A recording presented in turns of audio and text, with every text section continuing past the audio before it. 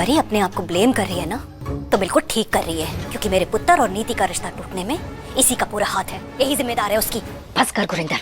नहीं, आज मैं बस नहीं करूंगी पिचाई जी, आज मैं जरूर बोलूंगी। ये मेरे पुत्र की जिंदगी का सवाल है। पूरी दुनिया में तुझे मेरा ही पुत्र मिला था ब्याह करने के लिए।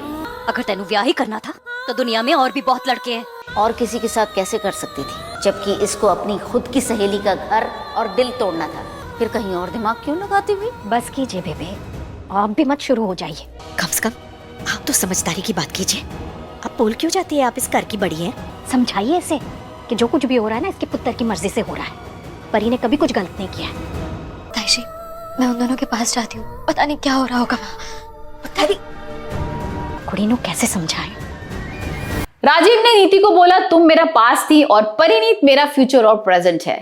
तो वही हमने देखा किस तरीके से अब परिणीत और राजीव की शादी हो रही है और यहाँ पर नीति को कहीं ना कहीं बहुत बुरा लग रहा है।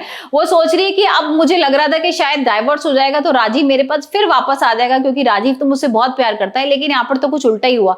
यहाँ पर तो भाई वो और एक दूसरे के करीब आ गए और यहाँ पर जो राजीव है ना वो परी के लिए बिल्कुल खड़ा हुआ है। हमने देखा था ना एपिसोड में कि भाई नीति ने उसको धक्का भी दे देती है परी को, और यहाँ पर राजीव बीच में आ जाता है और राजीव बोलता है तुम क्या कर रही हो ये, और अब तुम बिल्कुल भी इस तरीके से बात नहीं करोगी परी से, क्योंकि परिणीत और मेरी शादी हो रही है। और यहाँ पर भाई नीति है ना वो तो बहुत ही जल रही है। हमने देखा था ना एक सीन में कि वो थाली बजाती है और नाटक करती है, मतलब वो जो टॉन्टिंग वे में ना उसको परी को बोलती है भाई कांग्रेचुलेशन, अब तो तुम्हारी शादी हो रही है और तुम्हें तो खुश होना चाहिए, तुम रो क्यों रही हो। और यहाँ पर कहीं ना परी को भी थोड़ा बुरा लग रहा है, क्योंकि परी सोचती है कि भाई नीति मैं तुझे जानती हूँ और तुझे ये सब देख के ना बहुत बुरा लग रहा होगा, लेकिन अभी मैं क्या कर सकती हूँ, अभी मैं कुछ भी नहीं कर सकती, क्योंकि राजीव अब मुझसे शादी कर रहा है तो मैं अभी कुछ नहीं कर सकती। लेकिन भाई हमने एक प्रोमो में देखा था ना किस तरीके से यहाँ पर दुल्हन के रूप में जो परी होती है वो कहती है कि मैं राजीव से शादी तो कर रही हूँ, लेकिन इसके पीछे एक बहुत बड़ी वजह है, और वो क्या ट्विस्ट होगा वो तो हम देखेंगे आने वाले एपिसोड में।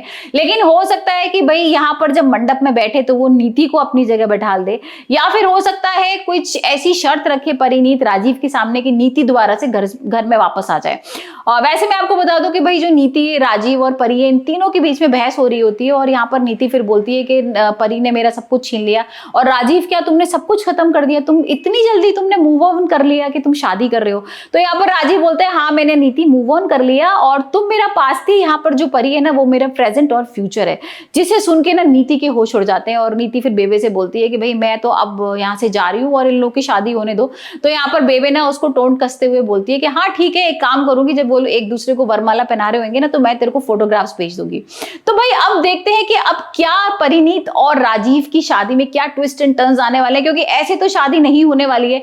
यहाँ पर नीति और बेबे मिलकर शायद कोई नई चाल चलेंगे, क्योंकि नीति को तो भाई बहुत बुरा लग रहा है और नीति अभी भी राजीव को बहुत प्यार करती है।